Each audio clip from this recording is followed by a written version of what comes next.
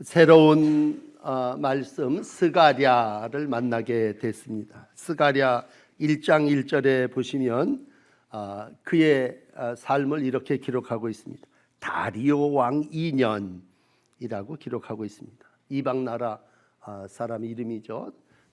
다리오라고 하는 사람이 통치하던 그러한 2년 되던 해에 하나님의 말씀이 스가랴에게 임하게 됩니다. 이때 같이 예언을 했던, 사역을 했던 사람은 학개라고 하는 선지자죠. 이스라엘 백성이 유다 백성들인데 70년 동안 바벨론 땅을 섬기면서 포로 생활을 하고 이제 다리오 왕 때 예루살렘으로 귀국하게 됩니다.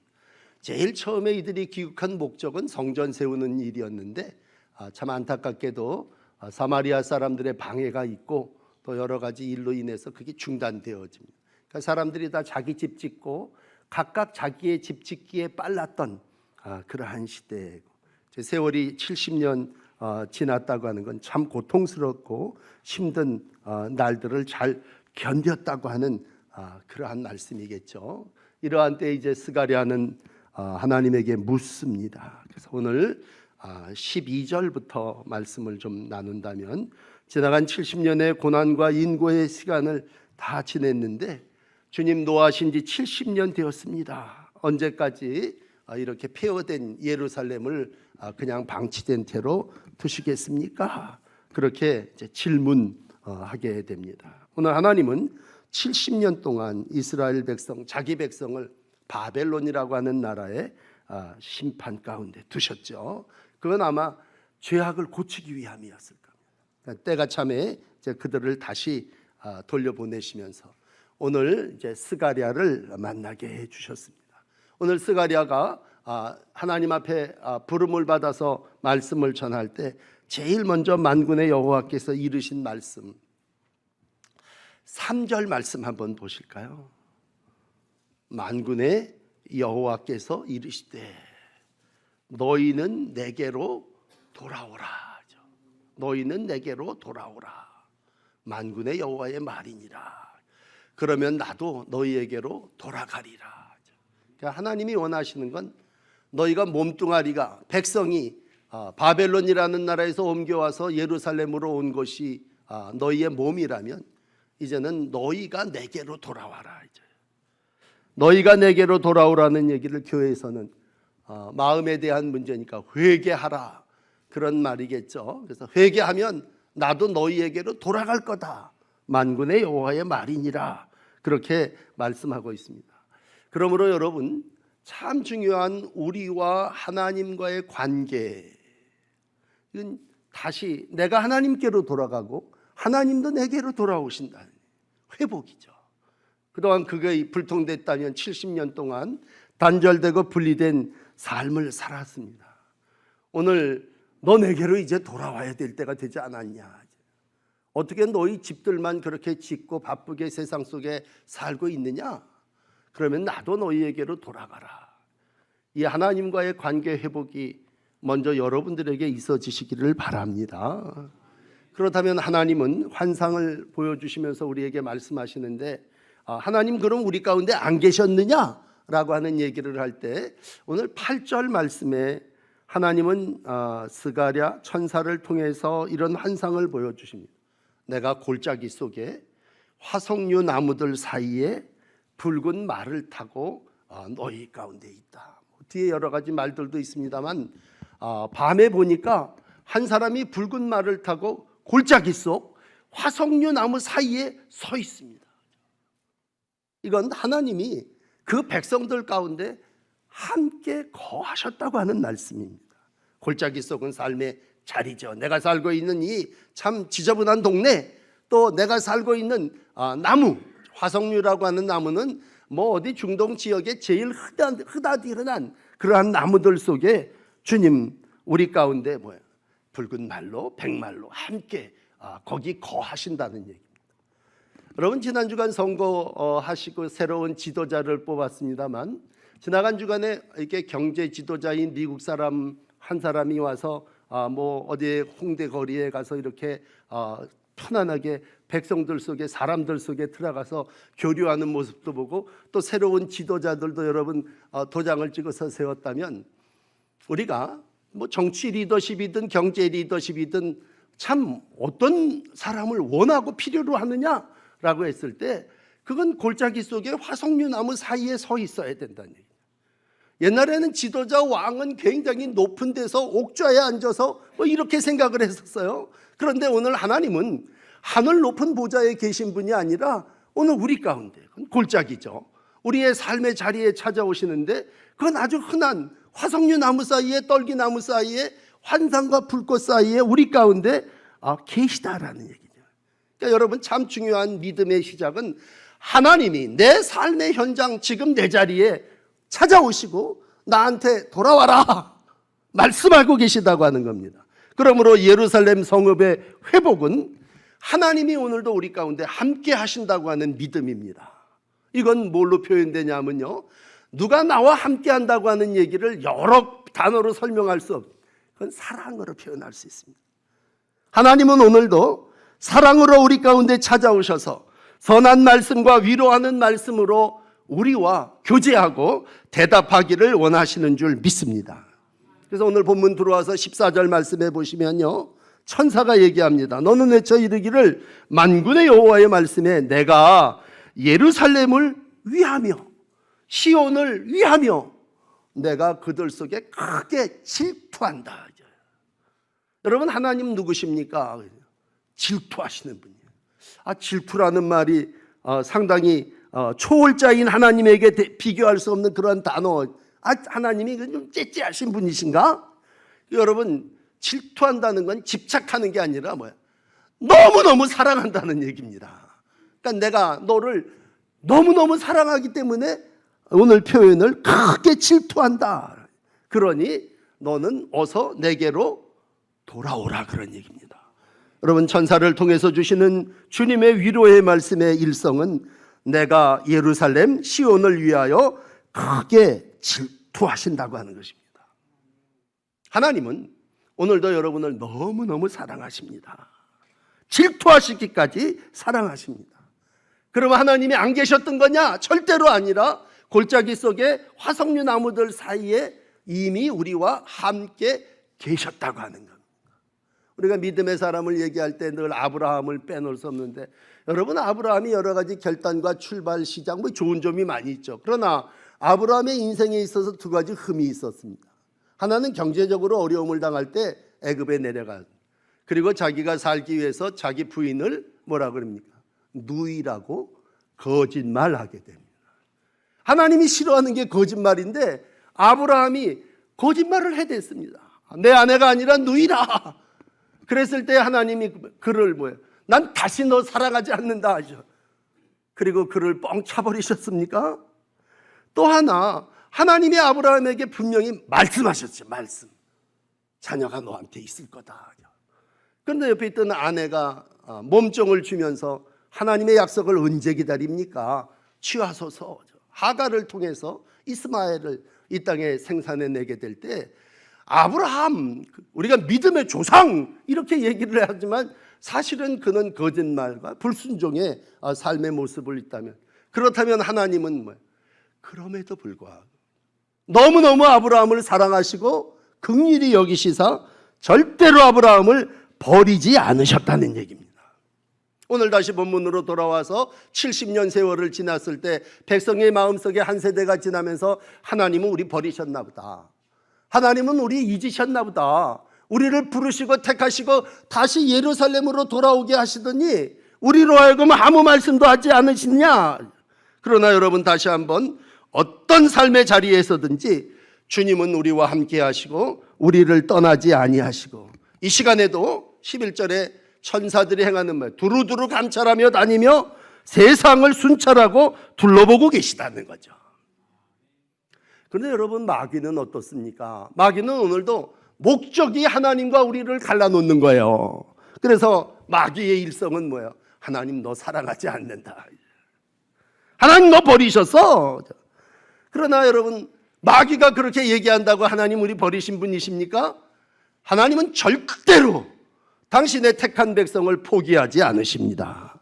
다시 예루살렘으로 돌아오게 해주셨고 오늘도 온 역사 속에 예루살렘 속에 거하시며 70년 동안 잊혀진 역사 같지만 오늘도 하나님은 그들 백성 속에서 여전히 말탄자로 함께 하시고 우리 가운데 어서 돌아오라 말씀하고 계시는 줄 믿습니다. 이 부분을 예레미야는 33장 6절에 이렇게 읽어요. 이스라엘의 회복에 대한 약속을 하면서 야 봐라, 내가 이 성읍을 치료하며 고쳐 낫게 하며 평안과 진실 풍성함을 그들에게 나타낼 거다. 유다의 포로와 이스라엘의 포로를 돌아오게 하여 그들을 처음과 같이 세울 것이다. 그러므로 우리 하나님 어떤 분이십니까? 우리를 돌아오게 하시고 처음과 같이 다시 세워주시는 분이심을 믿습니다. 세상의 왕은 군림하는 왕이고 지배하고 명령하는 왕이지만 오늘도 하나님은 사랑으로 우리 가운데 찾아오셔서 성령으로 말씀하시고 우리의 삶을 처음처럼 회복시켜 주시는 줄 믿습니다. 우리가 오늘도 하나님을 믿는다면 성령도 함께 역사하시죠. 유명한 로마서 8장 26절입니다. 성령은 어떻게 하십니까? 우리의 연약함을 돕고 계십니다. 기도할 바를 알지 못하고 성령이 말할 수 없는 탄식으로 우리를 위하여 친히 기도하고 간구하고 계시다는 얘기입니다. 그러므로 여러분, 성령은 오늘도 우리 가운데 함께 하시는 영으로 우리의 연약함을 도와 이기게 하시고 우리가 약할 때 우리를 대신하여 친히 기도해 주시는 줄 믿습니다. 우리 백성들 가운데죠. 이스라엘이 오늘 돌아오기는 돌아왔지만 우리 하나님 왜 잠잠하고 계십니까? 그럴 때 아니야, 나는 붉은 말탄자로 여전히 너희들의 삶의 자리인 골짜기에 너희들 삶의 화석류나무 사이에 나는 너희들과 함께 한다는 얘기입니다. 이것이 하나님의 사랑이고 하나님은 오늘도 질투하기까지 우리를 사랑하시는 줄 믿습니다. 두 번째, 오늘 16절 말씀 나눕시다. 팩트입니다. 하나님이 돌아왔어요. 응답하실 때 그러므로 여호와께서 이처럼 말한다. 16절에 이렇게 얘기합니다. 하나님이 뭐라고 해요? 야, 내가 불쌍히 여김으로 예루살렘에 돌아왔다. 언제 돌아옵니까? 그랬을 때 너희가 돌아오면 나도 돌아갈 거야. 그렇게 말씀하신 하나님이 불쌍히 여긴다는 얘기, 사랑이죠. 우리가 그 말을 자비라는 말로 바꾼다면 자비하신 하나님이 예루살렘으로 돌아오셨다는 얘기입니다. 그리고 그 백성들 속에 집을 건축하게 하시고 목줄을 쳐서 이루신다고 할 때 여러분, 귀한의 주체는요 누굽니까? 내가입니다. 내가. 여기서 제일 중요한 단어는 내가 불쌍히 여긴다는 얘기입니다. 포로들이 돌아왔다는 얘기는 정치적인 사건입니다. 바벨론에 70년 동안 얽매였던 사람들이 돌아왔다고 하는 건 놀라운 사건인데 그 목적을 누가 이루셨느냐라고 할 때 불쌍히 여기시는 하나님이 예루살렘에 돌아오심으로 백성들 속에 다시 목적은 집을 건축하는, 내 집, 성전을 건축하는 그 일을 이루기 위해서 하나님은 오늘도 돌아오셨고 백성들로 하여금 너희도 나에게로 돌아오라 말씀하시고 있습니다. 그러므로 여러분, 우리가 황폐한 삶의 자리에 무너진 70년 동안 방치된 이곳에 살면서 참 은혜를 구하는 건 뭐예요? 하나님 여기 돌아오시면 모든 게 다 처음과 같이 다시 돌아오게 된다는 얘기입니다. 그러므로 하나님은 아주 당신의 백성들을 버리지 않으시고 사랑하시기 때문에 임재하신다. 다시 오셔서 그곳에 거하시고 그곳의 백성들로 하여금 내 집을 지어라. 내 집을 지으라는 얘기가 뭐예요? 내가 거기 거하겠다는 얘기죠. 내 거할 예배의 장소를 너희가 마련해서 거기서 내가 그 성전에서 너희에게 복을 주리라. 세 번째 나누겠습니다만 축복의 통로가 파이프라인이 돼서 성전 안에 다시 너희를 향한 나의 사랑을 이루어 나가겠다고 할 때 하나님은 구체적으로 다시 집을 세우는 일을 먹줄을 치리니라고 하는 단어로 쓰시고 있습니다. 옛날 우리가 집을 지으면 제일 먼저 하는 일이 횟가루를 뿌려서 이만큼 집을 지어야 되겠다. 저도 강화읍교회를 지을 때 참 그 무성한 밭에다가 거기다 흰 횟가루를 쳐대고 그리고 거기다가 한번 공구리를 치고 그 다음에 뭐예요? 먹줄을 튕겨서 구체적인 자리를 잡는다면 오늘도 내가 불쌍히 여겨 예루살렘에 돌아와 예루살렘 위에 먹줄 치겠다. 너희를 다시 세우시겠다고 하는 겁니다. 그리고 거기서 내가 너를 만나서 너희들이 드리는 예배를 받아주시겠다고 하는 얘기입니다.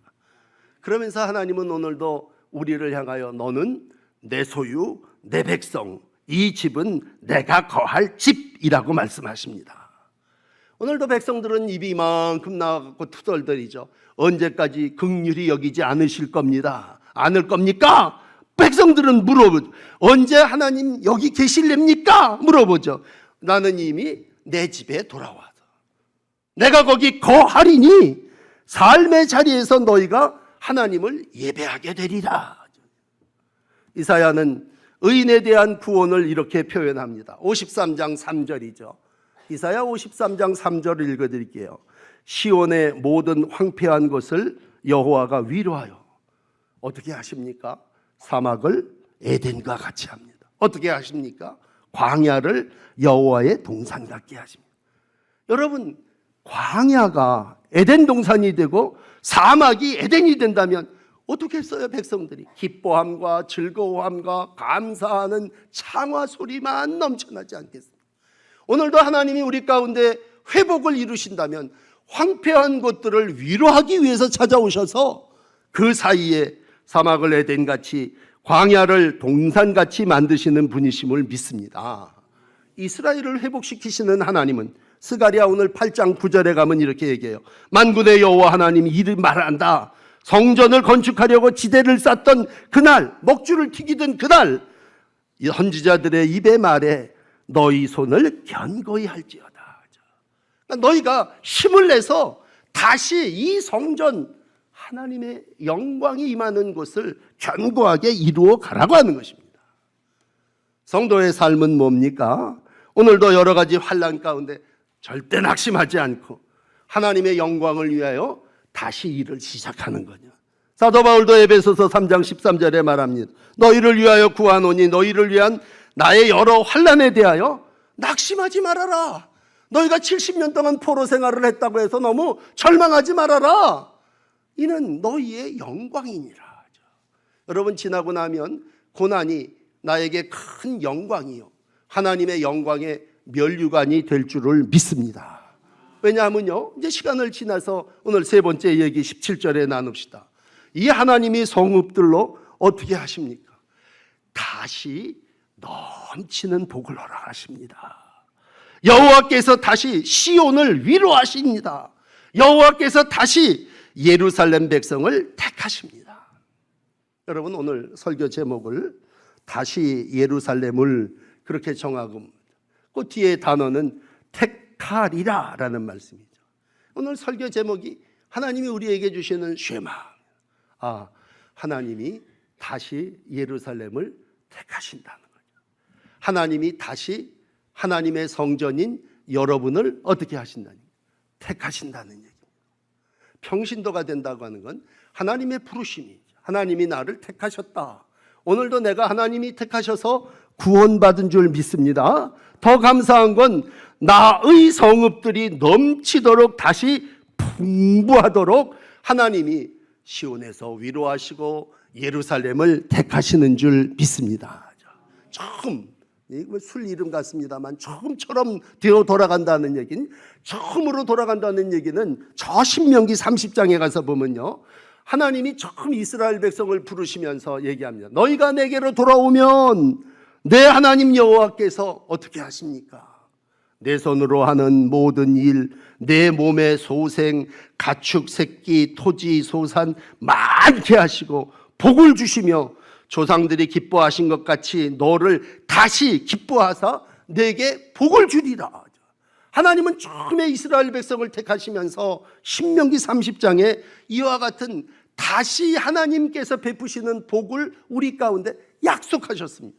그런데 오늘 세월이 지나서 스가랴 선지자는 말합니다. 다시 외치는 세 가지죠. 참, 한 성경 구절에 17절에 다시라는 말을 4번 반복한다는, 이건 참 귀한 겁니다. 여러분 오늘 다 설교를 기억하지 못하시더라도 하나 단어를 기억하신다면 하나님은 다시 모든 일을 이루시는 분이시구나. 다시 풍부하게 하시는 하나님, 다시 위로하시는 하나님, 다시 택하시는 하나님이 여러분의 하나님이신 줄 믿습니다. 그동안 정말 연단 받느라고 70년 동안 죄송해요, 개고생하셨다면 하나님은 뭐예요? 오늘 찾아오셔서 위로해 주십니다. 그동안 너무 애썼다. 위로의 하나님이 다시 위로해 주신다는 얘기예요. 나는 이제 하나님께 버림받았나 봐. 그랬을 때 하나님 뭐예요? 야, 아니다. 내가 다시 예루살렘을 택하리라. 그래서 그것이 시온의 영광이 빛나는 거룩한 성이 되게 하실 거고 하나님의 은혜로 이 모든 일들을 이루게 하실 거라는 얘기죠. 오늘 그리고 스바냐 이후에 이제 다 왔어요. 성경 말라기 지나고 한 또 400년. 그러니까 오늘 스가랴가 선포하고 500년 지난 다음에 메시아이신 예수님이 이 땅에 오시지 않습니까? 하나님이 끝날 모든 일을 다시 세우고 다시 세우시는 그 하나님이 마지막 날 메시아이신 예수 그리스도를 통해서 구원의 역사를 완성하지 않습니까? 그 부분이 이사야 61장 3절인데 이렇게 메시아의 구원 사역을 설명하고 있습니다. 시온에서 누가 슬퍼하는 자 화관을 줍니다. 그 죄를 대신하여 기쁨의 기름을 줍니다. 슬퍼하는 자에게 슬픔을 대신하여 찬송의 옷을 주십니다. 근심하는 자의 모든 이들 속에 하나님의 의로운 나무로 이 땅에 영광을 나타낼 자로 세워주신다고 하네요. 그러므로 여러분 믿으십시오. 하나님은 이 땅에서 모든 역사를 다시 이룰 때 메시아를 보내주셔서 화관을 제 대신이죠. 기름을 슬픔 대신하시고 찬송을 근심 대신하여 우리 가운데 허락하여 주시는 줄 믿습니다. 누구든지 하나님께로 돌아오면 하나님도 그에게로 돌아가서 이와 같은 하나님의 역사를 이루어갈 줄을 믿습니다. 우리는 생각해요. 하나님께로 돌아가지는 않고 1번은 하지 않고 3번에 풍부하리라. 하나님 난 돌아가는 건 좀 생각해 볼 텐데 풍부하게 하시는 건 다시 한번 그건 나한테 주십시오. 하나님 오늘 우리에게 말씀하자. 야, 순서가 있다. 네가 먼저 내게로 돌아오면 내가 너에게로 돌아가서 다시 너를 풍부하게 할 거다. 그러니 뭐예요? 회개하고 먼저 돌아오라는 얘기죠. 그러면 내가 너희에게로 돌아가서 너희가 내 집을 지어서 내가 그 안에서 너를 만나주리라는 얘기입니다. 여러분 이 약속은 사도행전에서도 이루어지죠. 유명한 사도 베드로가 구원에 대한 놀라운 하나님의 선포를 이루어 나갑니다. 옆에 있던 야고보가 사도행전 15장 15절에 보면 이래요. 야고보는 이렇게 얘기합니다. 선지자의 말씀이 일치하도다. 기록된 바 뭐라고 기록됐냐?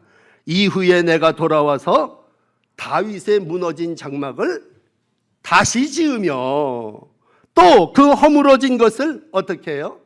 다시 지어 일으키리니 이는 그 남은 자들과 내 이름을 일컬음을 받는 모든 이방인들로 주를 찾게 하려 하심이니라. 오늘도 모든 역사를 이루시는 분은 하나님이십니다. 돌아와서 다윗의 무너진 장막을 다시 짓고 허물어진 것을 다시 지어 일으키시는 분 하나님이십니다.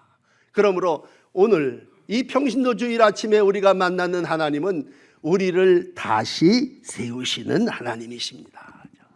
여러분 이 하나님으로 인하여 여러분의 삶 심지어는 풍부하게 하리라 그랬으니까 여러분의 경제적인 활동까지도 다 하나님으로 인하여 다시 세워지는 복이 있으시기를 축복합니다. 그래 옆에 사람하고 한번 축복합시다. 다시 세웁시다. 다시 시작합시다. 인사합니다. 여러분 부부라도 다시 시작해야 하지 않습니까? 다시 세워나가야 되지 않겠습니까? 오늘도 하나님의 구원의 사역을 이루시는 분은 하나님이시라면 너희가 하나님께로 돌아오면 나도 너희에게로 돌아가서 다시 이와 같은 풍부함으로 17절 제가 한 번 더 읽어드릴게요. 만군의 여호와의 말씀에 나의 성읍들이 넘치도록 다시 풍부할 것이다. 여호와가 다시 그 망가진 시온을 위로하실 거다. 여호와께서 다시 황폐한 예루살렘의 모든 백성들을 택하실 거다. 이 하나님의 은혜가 오늘 하나님의 일을 다시 이루기를 원하는 여러분에게 함께 하시기를 축복합니다.